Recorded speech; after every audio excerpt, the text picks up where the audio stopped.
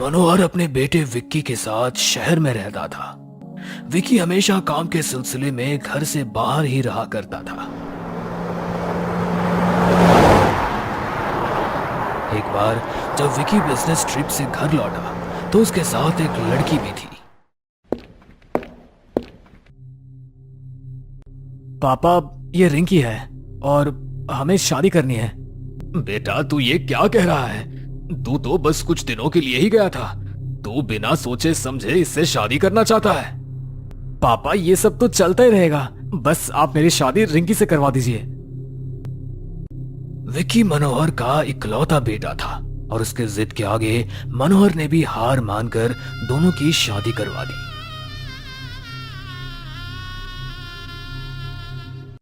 शादी के बाद रिंकी ने घर को अच्छे से संभाल लिया, जिससे मनोहर को भी थोड़ी तसल्ली हो गई। मैं बेकार में इतना सोच रहा था। अब विक्की बड़ा हो गया है और मुझे भी उस पर भरोसा करना चाहिए। शादी के कुछ दिन बीत जाते हैं और एक रात जब मनोहर पानी पीने के लिए उठता है,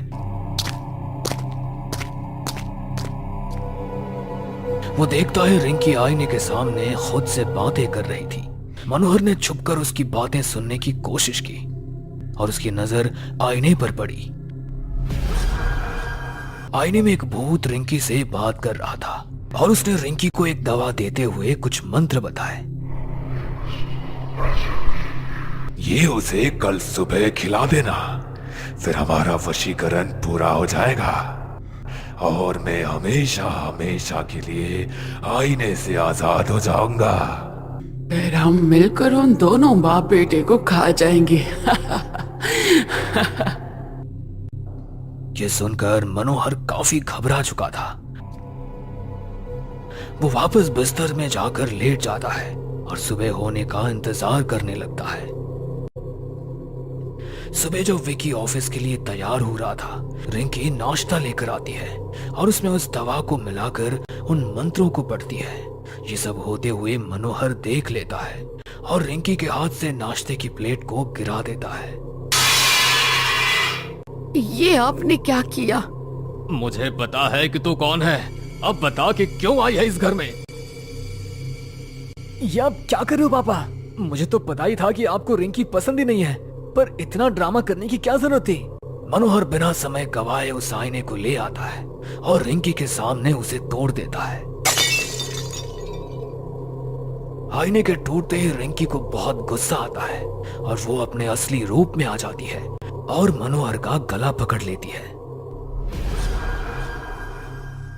मेरा पूरा काम बर्बाद कर दिया तूने बुड्ढे। अब मैं अपने आशिक से कभी नहीं मिल पाऊंगी।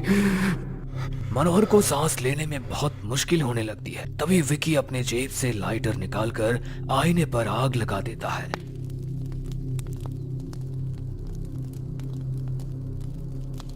जिससे चुड़ैल कमजोर पड़ जाती है और मनोहर बेहोश हो जाता है।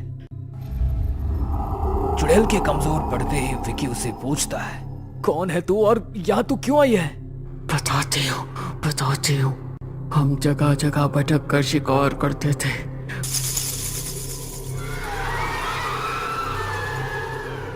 पर एक साधु ने मेरे बॉयफ्रेंड को आईने में कैद कर लिया और बस मैं ही बच पाई। उसे उस आईने से निकालने के लिए मुझे 5 आदमियों की आत्माओं की जरूरत थी। मैं पहले जवान आदमियों पर वशीकरण करके शादी करती, फिर उसे धीरे धीरे मार देती थी। पर अब कुछ नहीं बचा, तुम लोगों ने सब खत्म कर दिया।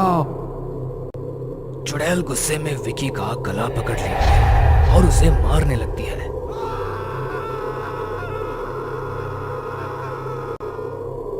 मनोहर को होश आ जाता है और वो गंगा जल लाकर चुड़ैल पर छिड़कता है,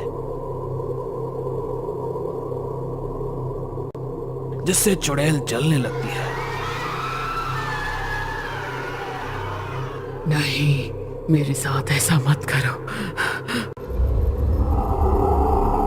चुड़ैल के जलते ही विकी को होश आ जाता है, पर उसे कुछ याद नहीं होता। विकी को उल्टी होती है। उसकी उल्टी से 4 किले और सिंदूर निकलता है, जिसके बाद विकी बिल्कुल ठीक हो जाता है।